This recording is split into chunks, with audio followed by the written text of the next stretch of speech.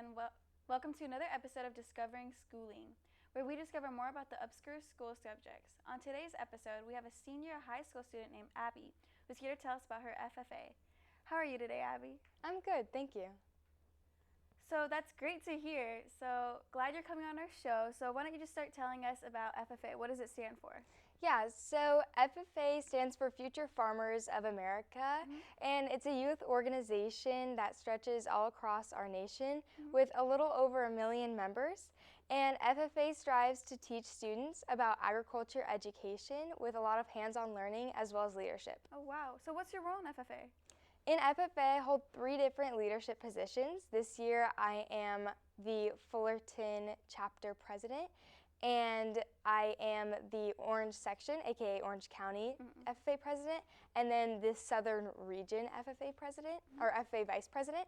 And we actually wear these jackets right here. They're blue corduroy, and it tells us the state you're from, because obviously it's in all 50 states, this program, and then your school. So I'm from Fullerton, so that's why it says that at the bottom. And then it's the FFA emblem right in the middle there.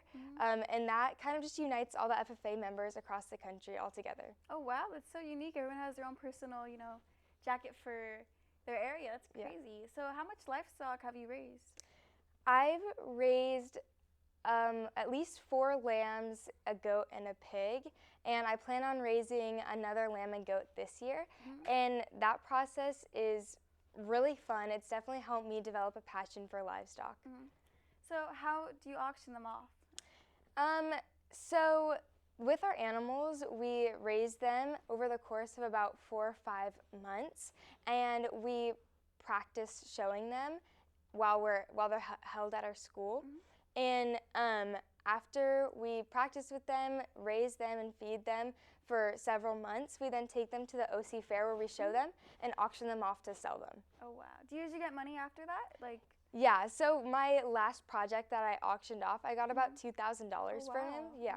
So does it go to you, or does it go to your school, or how does it goes directly to me, because all the money that I invested in that project was directly from my bank account. So then I get the money at the end in return. Oh, wow, that's so crazy. So how much would you say you make in a year for doing this?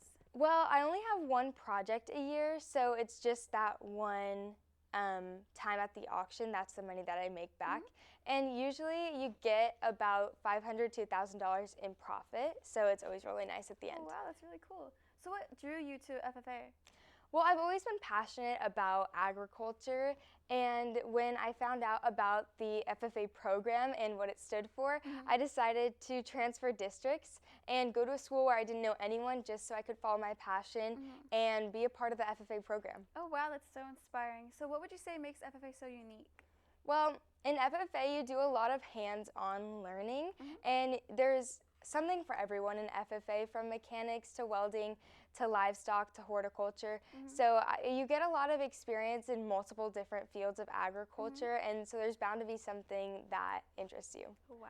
So I know there's different classes for those. So what do you usually do in those classes? Yeah, so what happens with those classes is, instead of taking a regular science class on campus, you take that same science class but agriculture focused on the farm. So instead of taking a chemistry or biology class on campus, you go over to the farm and you take an agriculture focused biology class or a soil chemistry class. And it counts as the same for your credits to graduate? Yeah, it does. It's just more agriculture focused, I guess. And then there's 2 routes you can take: an animal science class or a horticulture route. And me, I personally took the animal science class. Well, I'm sorry to wrap this up. We're going to head a commercial break really fast, and we'll get back to those thoughts. They said I couldn't do it. They said I wasn't good enough. But then I tried Sprite for the first time.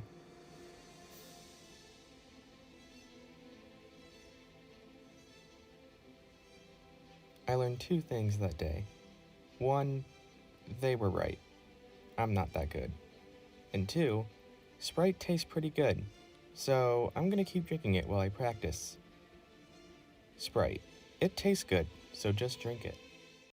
Okay, so continuing from where we left off after commercial break, so how do you as your school get access to these animals for your classes? Well, we have an on-campus farm that's just right across the street from the main campus. And there is where we hold our empty pens for people's personal projects, as well as our gardens and greenhouse. And then that's also where we keep our breeding animals that we have year-round there. Oh, wow. So what would you say to someone who's thinking about joining FFA? What would you say to encourage them? Well, I would definitely encourage them to join because, like I said, there's something for everyone in FFA, and it's just totally helped me not just with agriculture, but with developing my character and furthering my passions and helping prepare me to take that next step and go off to college. I've had a lot of experience with public speaking and interviews, and that's definitely skills that I will need throughout my life. And so I definitely thank FFA for all of those amazing opportunities that I've had. So what would you say, what made you, I know that you say you were kind of drawn into this already. Was there like a certain somebody who was already joining FFA that you saw and kind of looked up to them, or the school program? Yeah, no, I didn't really know anything about FFA when I had joined it. It was just something that my mom had found out about, and then she came and told me that she found this program that stood for Future Farmers of America, and that's all the information that I needed to transfer districts and make that sacrifice to join the program. That's really cool though. So what would you say is your favorite thing about FFA? Well, I do love the agriculture portion of FFA, but I've also learned so much about leadership. In my leadership positions, I've held several conferences and facilitated different leadership workshops, and I know that all that FFA has done for me has truly made an impact on me. So I'm glad that with my leadership positions that I now have, I get to make that same impact on other FFA members. Oh, so talking about conferences, so what do you guys usually discuss in those conferences? Well, we do a lot of leadership where we teach FFA members from around the state about communication, collaboration, teamwork, vulnerability, different leadership skills that can help them be the next future leaders of the nation, and has definitely helped me become the leader that I am today.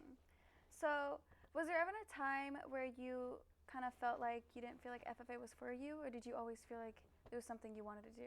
Well, it's always been something that I've wanted to do, and that's another thing that I love about FFA is the community, and the other FFA members make you feel so welcome, and it's just definitely a place that everyone is welcome, and I would totally encourage anyone to join just to try it out. Even if agriculture isn't a passion of yours, the people that you meet are just exceptional. Have you ever made any of your friends join FFA? Yeah, I definitely have encouraged a lot of people to join FFA, and I've met all of my current friends that I have in school through this program. Oh, wow. So it's definitely made me feel at home in this new school that was like completely new to me at the beginning. Oh, that's so nice that you had such like a welcoming program to Yeah. you. Was there any other programs around the school that kind of interest you, or was it always FFA?